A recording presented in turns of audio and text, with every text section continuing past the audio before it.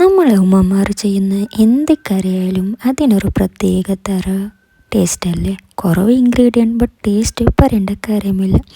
അതിൽപ്പെട്ട ഒരു സിമ്പിൾ കറിയാണ് ഇന്ന് ഞാൻ ഉണ്ടാക്കാൻ പോകുന്നത്. പൈനാപ്പിൾ കറി. ഒരൊറ്റ ഇൻഗ്രീഡിയൻറ്റ് മതി. പാൻ ചൂടായ ശേഷം അതിലേക്ക് വെളുത്തുള്ളി കുത്തിയിട്ടത്, പിന്നെ കുറച്ച് കറി ലീവ്സ്, ജീര, ആവശ്യത്തിന് വേണ്ടിയുള്ള chilli powder, pinch of turmeric.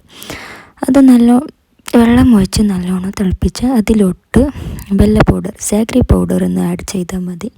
അത് പൈനാപ്പിളിനനുസരിച്ചിട്ടാൽ മതി.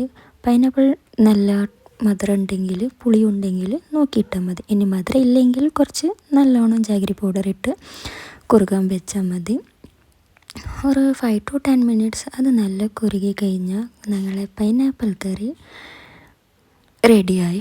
അപ്പോൾ എല്ലാവരും ഒന്ന് ട്രൈ ചെയ്ത് നോക്കാം. അപ്പോൾ ഇത്രയേ ഉള്ളൂ. ബൈ.